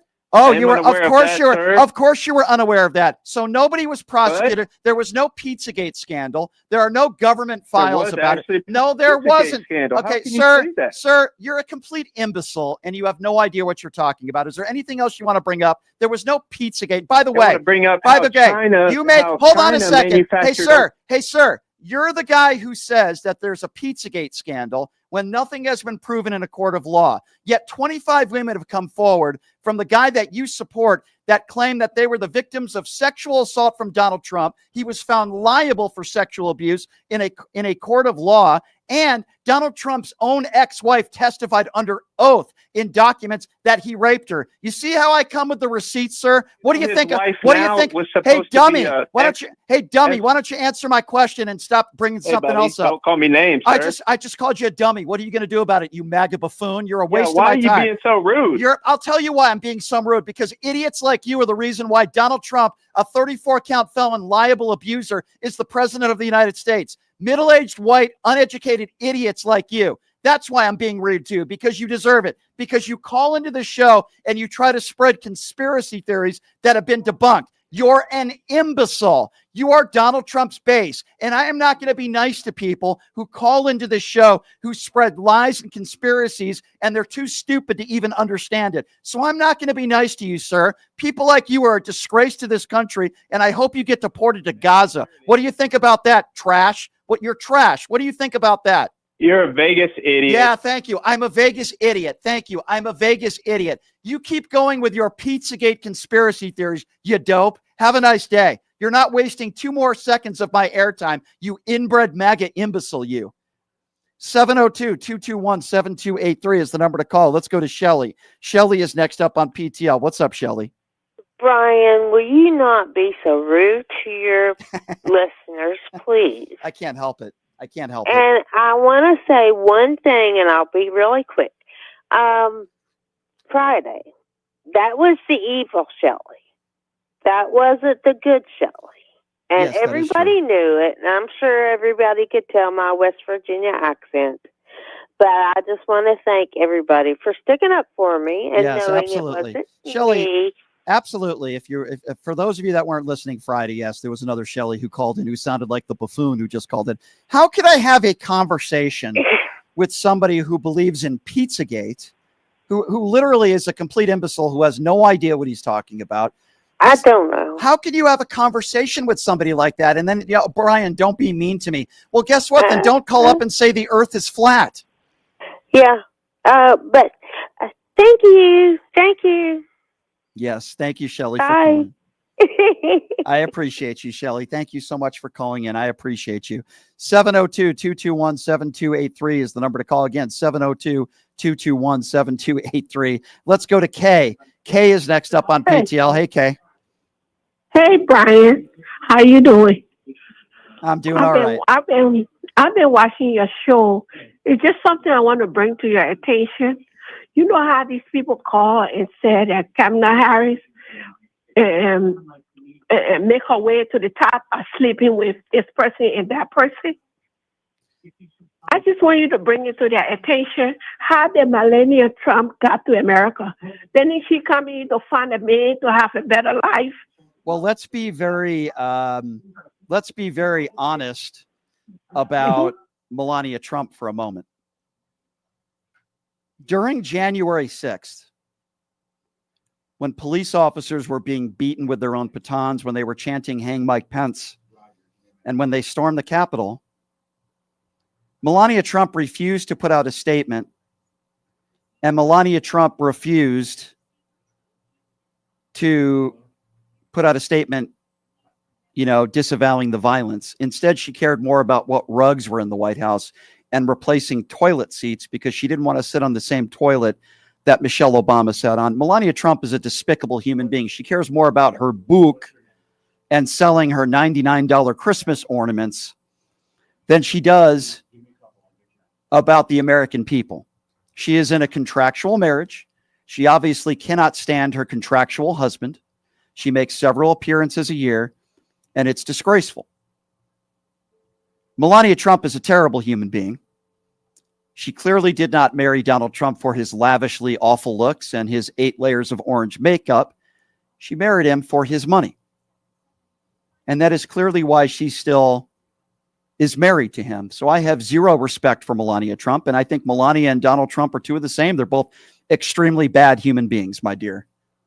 Well, my point here is when these people call into your program, when they're talking about Kamala Harris, you need to let them know that what you think about Melania Trump, who came here as a prostitute trying to find a man to try to live a better life. Well, I hear you. I hear you. The reason why I don't talk about Melania Trump as much as Donald Trump is because Donald Trump's the president of the United States and Melania Trump really isn't even the first lady. She doesn't even live in the White House. But I agree with you. Melania Trump isn't a policymaker. Melania Trump isn't putting together the big, beautiful bill. She just shows up in it with a jacket that says, I don't care to you. I mean, but I don't disagree with anything you've said about Melania Trump. Number to call, by the way, 702-221-7283. As we reset the show, what's the stuff that we're talking about today? Well, obviously, we're talking about Donald Trump's meeting with the NATO Secretary General, saying that he's giving Vladimir Putin another 50 days, which is absolutely absurd and ridiculous. We also had Jeffrey Epstein's brother, Mark Epstein, on the program. Mark Epstein said that he believes Donald Trump knows what really happened to his brother. He said a lot of other things on the program as well, and we appreciate Mark for joining us as well. Certainly, Mark Epstein didn't do anything wrong. He just wants to know the truth about what happens to his brother. And I think, quite frankly, all of us do. Donald Trump and Pam Bondi do not want the American public to know what is in those files. Again, that number 702-221-7283, the number to call. Let's go to Frank. I believe Frank is next up on PTL. Hey, Frank, thanks for calling in. What's on your mind today? Doing? Hey. I believe, I don't know, a question I want to ask you. Do you think with this Epstein thing going on, do you think this will crack the Republican Party and desolate it? Well, that's what I'm... I appreciate that question. So I talked to Ron Filipkowski about that in the show earlier today. And he said, listen, some of these races in 2026 come down to 3%. And if you could get 3% of Republicans, not even to vote for the other side, but just to not vote at all, then that could make a big difference in the midterms and, of course, the 2028 presidential election. So to answer your question, yes, there's a lot of MAGA Republicans that are very upset at Donald Trump. Now, does that mean they're not going to support MAGA candidates that he will endorse? Well, time will tell. But I do think, sir, it will definitely have an impact. That would be the best way I can answer that. All right, number to call, 702-221-7283. Again, that's 702-221-SAVE. Let's go to Matt. Matt is next up on PTL. Hey, Matt, what's going on? Hey, I heard that Melania, somehow she got a genius visa. Are you still there? Yeah, I'm listening to you. To you. From what I understand, you either had to be like a Nobel Peace Prize. I don't understand how being a nude model qualifies her as for being a genius. Well, she's not. Well, she's not, obviously. I mean, obviously, anybody who says that Melania Trump is a genius, because I guess she speaks several different languages, anybody who says that she's a genius obviously has zero credibility. I haven't necessarily heard that. I don't think Melania Trump's going to be winning any awards anytime soon. Maybe she deserves an award for being underneath Donald Trump for 15 seconds. Maybe she deserves an award for that. That's maybe the only award that I would give her. I appreciate the phone call. 702-221-7283 is the number to call. Let's go to Al. Al is next up on PTL. Hello, Al. Hey, Brian, how you doing? I've been listening to your show. First, I know every time I say something positive, you always want to take the negative, but I'm going to say something positive. I really liked your, and then I have a question, and then we can get into it, or we can, go negative or whatever you want to do. I don't go negative. I wouldn't consider it going negative. It's called having okay, well, anyway, we can get a little contentious, all that. Okay. We'll put it to that way. Okay. Okay, so first of all, the compliment I do want to give your show, I really liked your guest, okay, that you started out the show with. I hope that one day when you're not around, he can host for you instead of that buffoon you had the last time, which I almost never called again when you went on vacation. Okay, I think your ratings must have gone down. What do you? I don't even know what you're talking about. Who are you calling a buffoon? Didn't you have a guy? Didn't you go on vacation and you had somebody take over your spot there for a few days? Okay, so I have different guests that host the show. Paul is not a buffoon. I don't know why you would call him that. Well, anyways, okay. Well, that's my opinion. All right. Well, it's my opinion. You're a buffoon. So let's move on now. Okay. Go ahead. Thank you very much. You're welcome. So okay. Thank you very much. Yeah. Okay. Now let me ask you this. So you said a lot of MAGA Republicans. You said a lot. Mm-hmm. I don't know what number a lot means, but you said a lot of MAGA Republicans or a lot of Republicans. Let's keep it at Republicans are mad at Donald Trump. Where are you getting this number? Why are we mad at Donald Trump? Sure. So if you go on Truth Social, and unless you've been living under a rock, and that could be possible, Al, you might live under a rock. If you go on Truth Social, and last I checked, there are not a bunch of liberals and Democrats that are on Truth Social. They're Trump supporters. There are over 50,000 negative comments under Donald Trump when he made a post over the weekend about the Epstein files not being released. There are MAGA Republicans that are yelling amongst themselves, and Dan Bongino even took the day off on Friday. There are a ton of MAGA Republicans that have been very supportive of Donald Trump that are even going on national television that are angry at Donald Trump and Pam Bondi for the way they handled the Epstein files. So it's not my job to inform the uneducated, Al. If you don't understand that there are a lot of people in this country that support Donald Trump that are very angry with how he's handled or mishandled the Epstein files and the fake promises that he's made, then I don't know what to tell you. You're complicit at a minimum, and I'm being nice by saying that. No, I think, okay. Well, you know what? For me personally, I could care less about the Okay, well, Epstein guess what? I'm not talking about you personally, and I know you could probably care less about people who do horrible things to children. That's on you. But you see, for me, Al, I want to know who's responsible. Whether you can laugh if you'd like. There's nothing funny about children. No, go ahead. I'm listening. There's nothing funny about children being raped. Okay, Al, and that's what we're talking. Hold on, and that's what we're talking about here. And guess what, Al? I don't care whether it's a Democrat or a Republican, unlike you and so many MAGA, the real MAGA buffoons that are out there. I believe Donald Trump is all over this. Now, why don't you give me a real reason why you think Donald Trump and Pam Bondi don't want to talk about Jeffrey Epstein and don't want to release the files, Al? Why do you think they don't want to release the files? Why do you think that is? Could it be maybe because Donald Trump might be all over it? Because Jeffrey Epstein's former best friend might have been in the Epstein files? You think they might be hiding something? Did that ever occur to you? Or do you not care about that either? Well, I honestly don't care about that. And they have Of course you don't. Of course you don't. They don't care. Yeah, they have a right to plead the fifth. But yet I'm sure you were the first person to complain about Joe Biden's doctor pleading the fifth. Did you have a problem with Joe Biden's doctor pleading the fifth? No, I didn't have it because I do believe that it's Biden's response. It's a private matter, and if he doesn't want to share his health, the status of his health, that's up to him, and we'll leave it up to the public opinion, the court of public opinion. Oh, okay. So why do you think Donald Trump isn't releasing the Epstein files then? He doesn't want. I don't know. You don't know? He is educated guess. Maybe he doesn't want to. Maybe he doesn't have to. Does he have to? I didn't say he had to. That's not the question. The question is why. Why do you think? I don't know. I have no. Why do I think? I have no idea. No educated guess. You want me to make a hypothesis? Is that what you're saying? An educated guess? You seem to make hypotheses about everything else, right? You think the Joe Biden family is. All right. Well, let's find out. Let's put that to test. Do you think Joe Biden is part of the crime family? You think they've committed crimes? The Biden family? You think Joe Biden's a criminal? Based on the stuff, I think that they weren't as transparent as they could have been. I think there's a possibility they committed a crime. Okay, so you think there's a possibility that Joe Biden committed a crime. You have no problem making a hypothesis there, but you don't want to make a hypothesis as to why Donald Trump isn't releasing the Epstein files. Do I have that right? Let me tell you something about hypothesis. Please do. Yeah. The hypothesis comes from when you have a question about something, you research, go learn about the scientific process. How many years have MAGA Republicans been questioning Jeffrey Epstein in a supposed list? A lot of years. I don't know. But I'm just asking Exactly. But you know what? But me, I really don't. I don't have enough information to form a hypothesis. First, you have to do the research. But you have enough. But you have enough information that Joe Biden committed crimes. Well, I did a little bit of research on that. So okay. What crimes did Joe Biden? What crimes? What? No, you just said there's a possibility that you think Joe Biden might have committed some crimes. What would the charges be?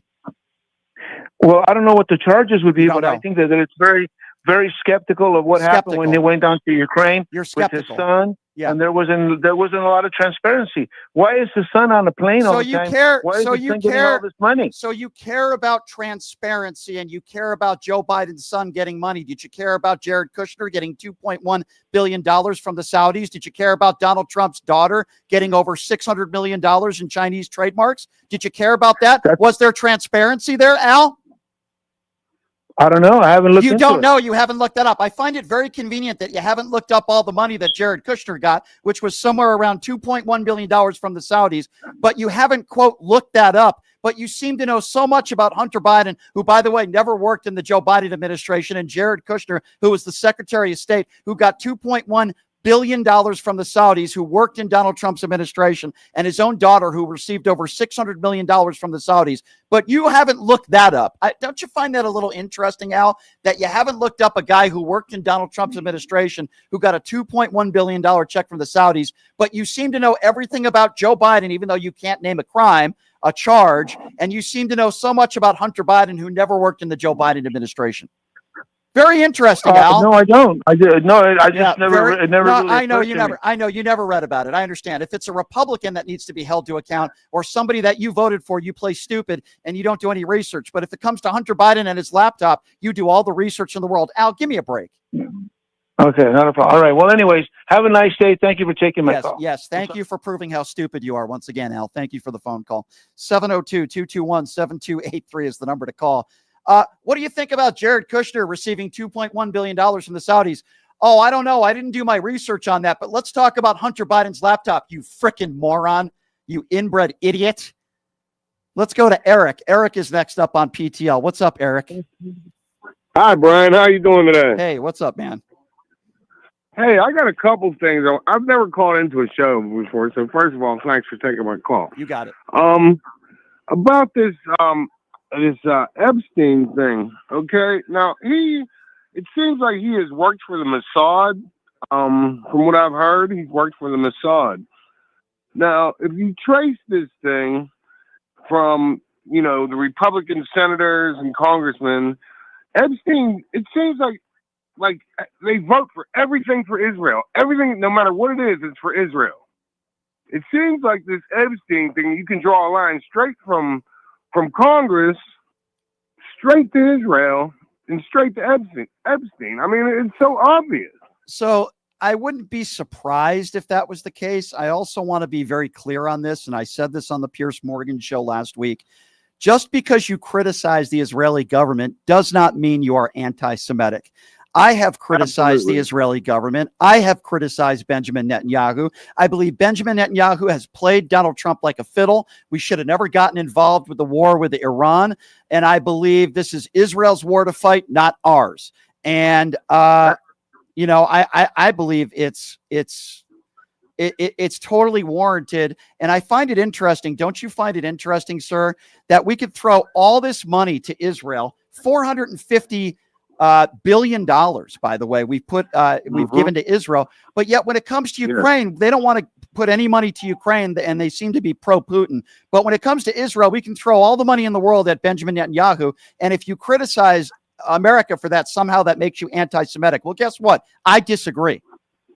I disagree as well, because anytime you say anything negative about Israel, you're an anti-Semite. That makes no sense. No, let me tell you something. When you say death to Israel, that makes you an anti-Semite. When you criticize the Israeli government, that means you're criticizing a foreign entity, a government. It doesn't mean you're anti-Semitic. Absolutely. If you look at Netanyahu, I believe Netanyahu is controlling Trump. I believe Netanyahu is controlling the Republican congressmen and senators through these Epstein files. I believe the Epstein files are probably in Israel. Because they're somewhere. the control he has over these people. The control he has over these people makes no sense. I don't disagree with you. Listen, the Epstein files are somewhere. Is there a list? There's certainly names of people that are prominent people. There are probably some Democrats, probably some Republicans. I just happen to think Donald Trump happens to be one of those people. And yes, I agree with your sentiment. We can criticize the Israeli government. It does not mean you're anti-Semitic. Do I think Rashida Tlaib is anti-Semitic? Yes. Do I think Ilhan Omar is anti-Semitic? Yes. But just because you criticize the Israeli government does not mean you're anti-Semitic. $450 billion to Israel. And look at what's going on in Texas right now. Let's go to Paul. Paul is next up on PTL. Hey, Paul, what's going on, man? Thanks for taking the call. Sure. I just got three things which come up as I listen to your show over the weeks. So just three things I'd like to say. First thing is, and in America, you won't know this. I doubt you will know of this. We have a documentary program called Panorama, which is very highly respected. It's been around since I was a kid. They did a documentary called Is Donald Trump a Sex Pest?, in which they interviewed some of the people you often talk about who have accused him of these crimes. And this document, the panoramas are irrefutable. They only work on facts. What's interesting is that they were never sued after they made this documentary. And if you can watch it in America, which I'm not sure you can, it is on YouTube. I would recommend watching it, because after watching that documentary, you'll have no doubt about that Donald Trump is a sex pest, and he did attack these women. You'll have no doubt. That's the first thing I want to put. It's really worth trying to hook it out if you can. The second two, a couple of other points about his character, which I often talk about. And this is an interesting story. I read in the book by Freddie Trump, his nephew. Yep. He tells this story about how Donald Trump was playing golf and was mocking one of his opponents. This guy had enough of it and laid Trump out with a punch. And Trump did nothing. Mr. Tough Guy, Mr. Bone Spurs, Mr. I could have been as good as a general, etc., etc. Mr. Tough Guy did nothing. So that's point two. Because we all know he's. Well, we know that Donald Trump. We know that Taco Trump is a coward. We know that he's had yes people around him his entire life. We know he dodged the military multiple times with his fake and phony bone spurs. We know that Donald Trump is a big wussy, and he's probably one of the most insecure people on the planet. But that's what makes him so dangerous, because if you coddle his ego and you praise him like the way Benjamin Netanyahu has, then we get into an ill-advised war, and he believes the Israeli intelligence over our own, which told us that the Iran nuclear capabilities were not furthering. We know that from Tulsi Gabbard, who testified under oath a few months ago. If you coddle Donald Trump and you play to his ego, he will give you what you want. That's what makes him so dangerous. Absolutely easy to manipulate. This is why I've never put any mind by the so-called P tapes. You don't need the P tapes to manipulate this guy. You just need to tell him he's the most handsome president in the U.S. history. Yeah, well, it worked. What you got to do. It worked. Melania Trump.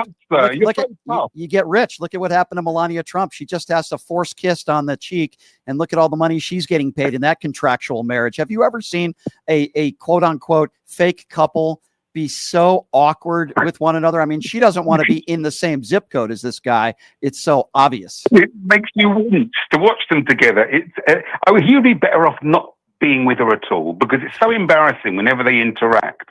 You can see that she wants to be 100 yards away from him. She wants a restraining order on his hand.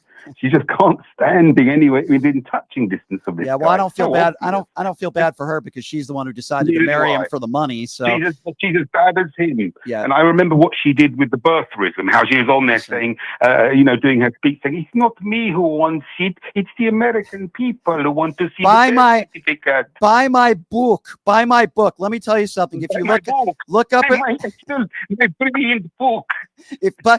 in the dictionary what a gold digger is, you'll see Melania Trump's picture right there.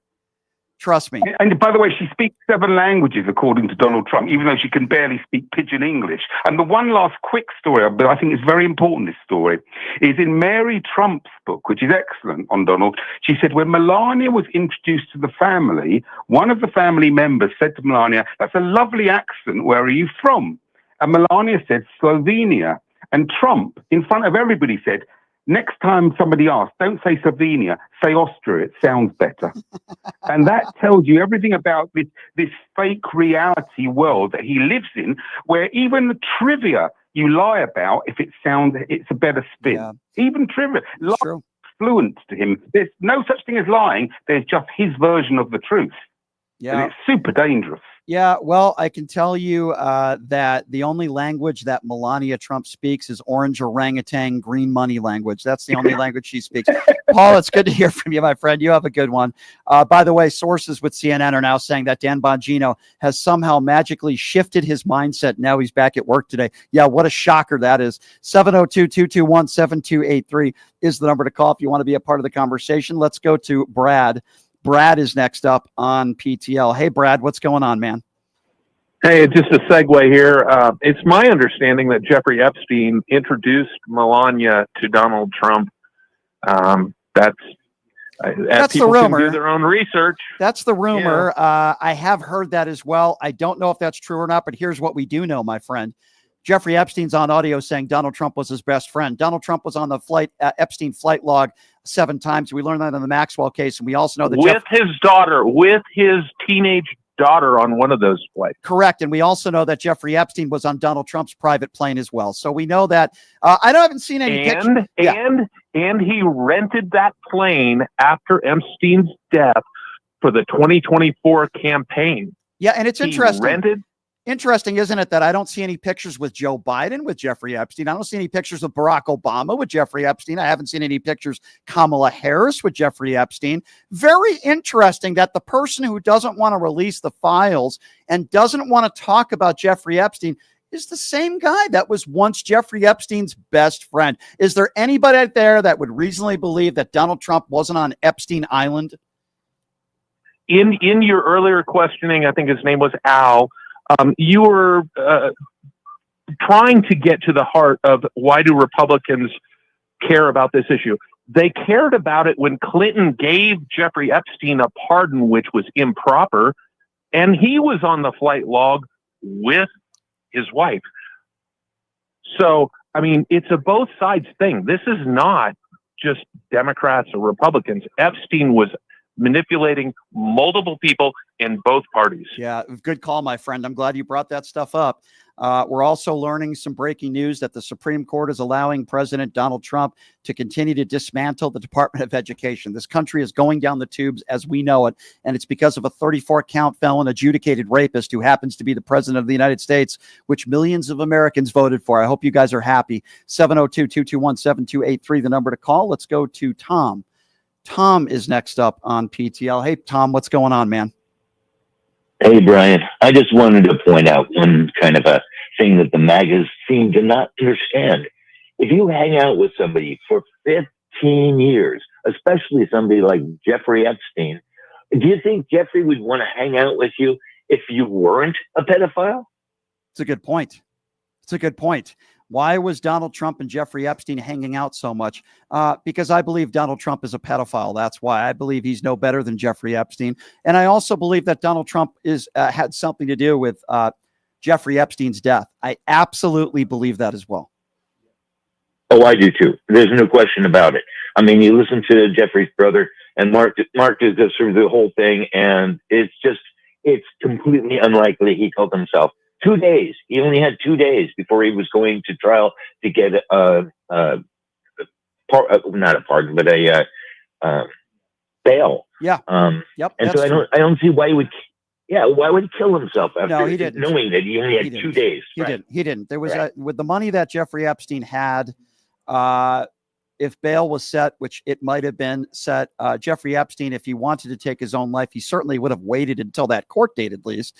It doesn't make any sense. It doesn't make any sense to me. I hope Maxwell spills the beans. I don't know if she ever will, but there's no doubt in my mind.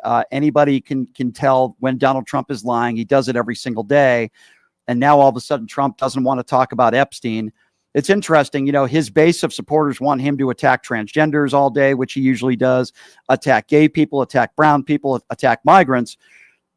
His own supporters want him to talk about Epstein. It's the one thing he refuses to do now. I wonder why. All right, who are we going to next here? Let's see. Let's go to Joe. Joe is next up on PTL. Hey, Joe, what's going on? Oh, how you doing, Brian? Good.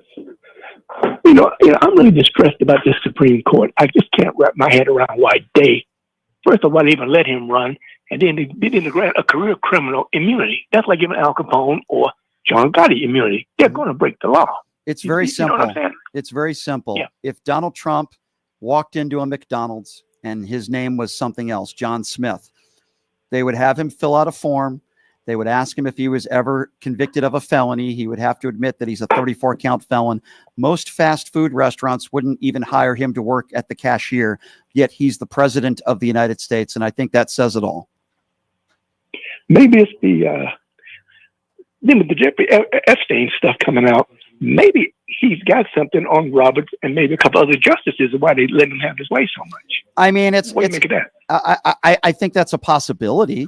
I think it's very obvious that when Donald Trump doesn't want to answer a question because he has something to hide, it could be about his health records, it could be about his transcripts, it could be about his taxes, or it could be about his affiliation with Jeffrey Epstein. He doesn't want to talk about it because he doesn't want the general public to know.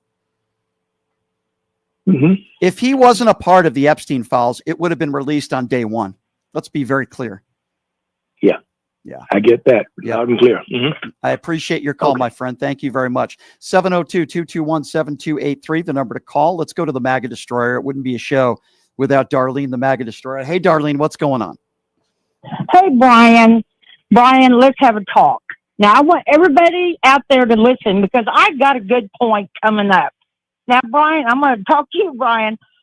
Okay, Trump has already admitted that he used to grab women's twats, and he also admitted that he went into the teenage girls' pageants and he looked at them naked because he could do that because he's the owner. Well, if he's willing to admit that, what in the hell is in those files that he won't admit? Think about it. Oh, right? Yeah, I agree. I agree 100%. I mean, how bad is it? Listen, he admitted that. Here's what we know for sure. As you know, Darlene, Donald Trump's own ex-wife claimed that he raped her in court documents. Donald Trump is a liable, adjudicated rapist. Donald Trump has 25 plus women that have accused him of rape or sexual assault. Donald Trump bragged about sexually assaulting women. Donald Trump has never been faithful on one woman his entire life. Donald Trump at one point was best friends with Jeffrey Epstein. He's on the flight log 7 times. These are not opinions. These are facts. And if it walks like a duck and talks like a duck, it's a duck. And another thing, Brian, Al, how dare you? Shame on you. Let me talk for all the young women, little innocent girls that got molested by these creepy old men. How dare you say that you don't care? Yeah. Well, we care. There are MAGA, thank you, Darlene. There are MAGA Republicans across the country where if Donald Trump sodomized a child on video, they would still support him. That's why we call you idiots a cult. You are a clan cult is what you are. That's what you are. You are in a clan cult. And there is nothing that Donald Trump can do or say that will change your mind because you're all a bunch of cultist buffoons that are uneducated and ill-informed. 702-221-7283 is the number to call. Let's go to Jason. Jason is next up on PTL. Hello, Jason. Hey, how's it going, bud? Hey, good. What's on your mind? I've just been watching you, man, and I watch. Maybe it's not enough as much as I should, but I just want to say a few things. I'm here in Orange County, California. I served in the Marine Corps to get my college degree because my parents didn't have any money. I'm originally from Wisconsin. Orange County, California was actually deep red until Trump showed up, and a lot of the, rock rib Republicans are kind of disgusted. So now it's kind of a purple area. But I just want to give you accommodation or a thumbs up on the way you treated that guy that came in with those conspiracy theories because, I voted Republican my whole life until Trump showed up. And like this weird dystopia that we're in where these people are like, they used to say, facts don't care about your feelings and all this other stuff. But now when facts come to them, all of a sudden their feelings get hurt. Or if the shoe was on their foot and you were like somebody was spewing these insane conspiracy theories that had been debunked like years ago, like they would be way more mean and they would be trashing you and trashing everybody and calling MAGAs freaks Dems freaks and weirdos, all this other shit. And yet when they do it and then you tell them like, dude, you're a dumbass, he gets all butthurt and is like, why are you being mean to me? Do your own research. And it's like, well, you made it's just, we Jason, can't, the only way to defeat this stuff is just to mock them and make fun of them. I agree. The only thing I agree. So, Jason, this is important to say, Jason. First of all, thank you for your service. You're a hero. And, it was Donald Trump. And by the way, I don't care whether you're a Republican. You sound like a really smart guy, and you obviously have a moral compass, and I appreciate you. But whether you're a Republican or a Democrat, as much as I despise Ron DeSantis and J.D. Vance, I would never crap on their military service. He called people like you suckers and losers. He said he didn't respect John McCain because he was captured. When he made that comment about John McCain, I was out right away because I love John McCain. Right. He's a hero. John McCain was a hero. And I ask myself, Jason, and I don't know if you've talked to fellow service members, how could any brave man or woman who served in the military, who served, support Donald Trump? I just don't understand it, Jason. I don't get it. They make excuses. I know I have a lot of Marine Corps friends that are MAGA, and they pretend, they go around it, they ignore it. They're like, well, he's doing everything I wanted, and I'm like, no, he's not. And I give them facts, and they skirt around it. And the problem our country is in now is we used to have an agreed set of facts, and then we would debate how to correct those facts, whether it be left leaning or right leaning or somewhere in the center, and then we'd come up with an idea and fix it. But now there is no agreed upon facts. They're just being fed bullshit. And so you can't even have a proper debate, and you can't even solve the problem because they're not even getting the truth. And here's a perfect example. Here's a perfect example. Guy calls in the show today and he says he believes in Pizzagate. How can you have a conversation with somebody like that? That was the guy that made me call you. Was that shit? I can't have a serious conversation. I can't have, watch the language, my friend. Can't have a serious conversation. That's okay. Can't have a serious conversation with somebody who believes in Pizzagate. I can't have a serious conversation with somebody who says Trump won the 2020 election. You can't. You can't have a serious conversation. Now, if somebody wants to call in and they want to have policy conversations, or they think Trump's doing a great job on immigration, and fine, I'll have a conversation with them, even though I'll disagree. But when someone believes in Pizzagate, a conspiracy theory that moron Jack Posobiec started, by the way, people's lives were in jeopardy because of that conspiracy theory that was completely debunked. There was no basement in Pizzagate where they had pedophiles in there, where the Clintons were involved. I mean, it's just bat, what crazy stuff. And the fact that there are people, the fact that people out there believe it, they're just lost. You can't talk to these people. They're lost, Jason. Yeah, well, the problem is now we got people in Congress that are spreading conspiracy theories. So if the guys making our laws that are in charge of fixing the problems of the country, because our country is, never perfect, it's always trying to improve. How are we going to improve this country if we have a large majority in Congress that are spreading lies about it? I'm wondering, Jason, somebody like you that risked your life for this country, which I will always have a tremendous amount of respect for. How do you feel the fact that there are people in this country that are not getting due process, that Donald Trump is above the law and the Supreme Court has given him immunity? And it appears as though, to me, at least, our democracy is in jeopardy. As someone like yourself, who I'm sure takes all of those topics very seriously, you risked your life for this country. How does that make you feel to know that? Well, that's the other great hypocrisy that I get from my MAGA Marine friends, is that they say that all the corrupt politicians should be rooted out of government and drain the swamp, and they should all be held to the highest, they should be punished more than anyone because we put our trust in them. But then when Donald Trump gets indicted for the classified docs, for the coup, for fraud, for all this stuff, they go, oh no, weaponization of the DOJ. He should have immunity. He should be off. So it's just like this constant double speak, hypocrisy. The only way I can describe it is a cult. Because you can't say all politicians should be held accountable and nobody's above the law. But then when Dear Leader gets indicted with facts, I sent them the indictments. I'm like, dude, the coup case is very strong. But if anything else, the classified docs case is airtight. He defied a subpoena for a year. Jason, here's the bottom line, and I agree with everything. And he lied. Yep. And he lied. And he lied. A few Yep. They're more, listen, MAGA Republicans are more upset at Hunter Biden selling his artwork than Donald Trump raping a woman. How can you have a conversation with these people? They're more upset at Hunter Biden. No. Don't even use the rape thing.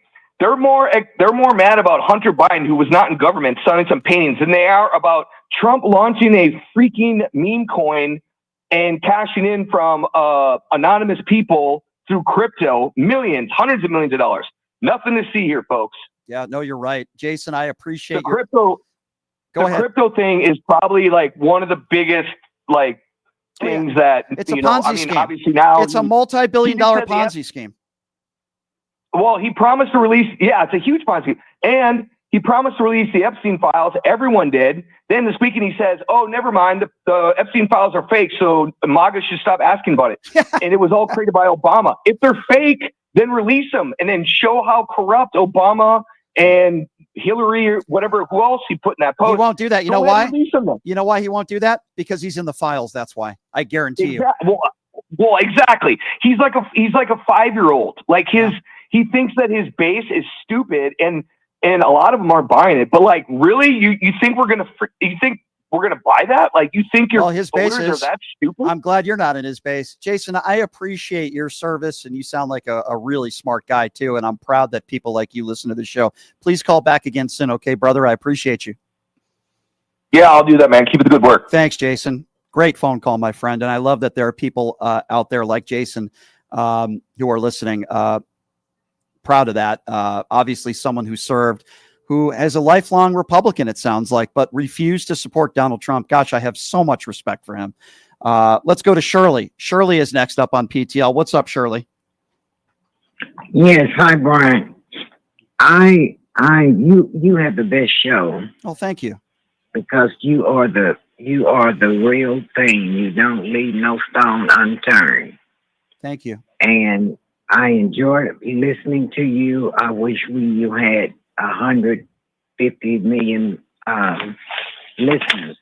But what I want to say to you is, when your callers is calling, I do not ever hear you ask them if they want Trump. All these women supporters, especially women old enough to have children, ask them what they want. Would they want Donald Trump to marry their daughter? Well, of course, of course they won't. Shirley, it's a really good question. I'm sorry, I'm up against the clock, Shirley. I appreciate your call. That's a question that they're cowards. They won't answer. Would you let Donald Trump babysit your kids? A lot of these MAGA supporters, they're cowards. Of course, they won't answer that question. But Shirley, you're right. It's a very important question to ask. They won't answer it, Shirley. And I appreciate your kind words. It really means a lot, Shirley. Try to get to as many calls as I get here in a couple minutes. Let's go to Catherine. Hey, Catherine. Hi. I'm very angry and I'm very upset. This has been going on. Well, I'm a teacher, special education, and a lot of these kids that are on Medicaid are going to basically be thrown back into regular classrooms. And as the parents are aging, they don't know what to do. I mean, as you age, these kids are losing their Medicaid and they don't know what they're going to do. I have been teaching for 18 years. And basically, when I signed up for this, as far as health insurance was concerned, my paycheck would not, I would not even be making any money just to have health insurance. So I am on Medicaid, and it just absolutely makes me so angry. Well, they're liars. They're get a job. Yeah. You're scum. No, I'm not scum. I care about these kids, and I also care about myself because I go to the pharmacy today and I find out I'm type 2 diabetic for 9 years. I'm so sorry. Yeah. And what's going to happen is I am going to have to get a second job. Right. And my hours are going to be cut, let me tell you, because... And I'm sorry I'm up against the clock because I don't want to cut you off, but I want to say this. First of all, I'm sorry for what you're going through. Thank you for what you do as a teacher. I respect you so much for that. I fight for people like you on this show every day. The big and beautiful bill doesn't guarantee that you're going to continue to get your health benefits. It doesn't guarantee that you're going to continue to get the medication. It's certainly not going to lower your taxes. And I try to fight for people like you because you sound like a wonderful woman, and I want you to get the health care that you deserve. And I'm sorry you have to get a second job. It's not right. Thank you for listening to this show, and thank you for what you do. I appreciate you. Before we go, I want to thank everybody in the YouTube Super Chat who has made comments in there. We'll get to those in a moment. Also, very excited to announce once again the Really American Media Network. Glad to be a part of that. Thank you to, of course, Justin Horowitz and Kenny Hess with the Really American Network. And Kenny's going to be joining us on the show tomorrow. Shelley says Trump's been playing for Putin from day one. When he first ran, who's laughed at him from day one, and he had no idea what Pete was doing. Well, you're right, Shelley. I certainly appreciate you. Paul Lance. Paul's a great guy who filled in for me. Paul's going to do that again. Congrats on the partnership, my friend. You deserve it. Well, thank you, Paul. John Stanhouse, thank you for your donation. We appreciate you as well.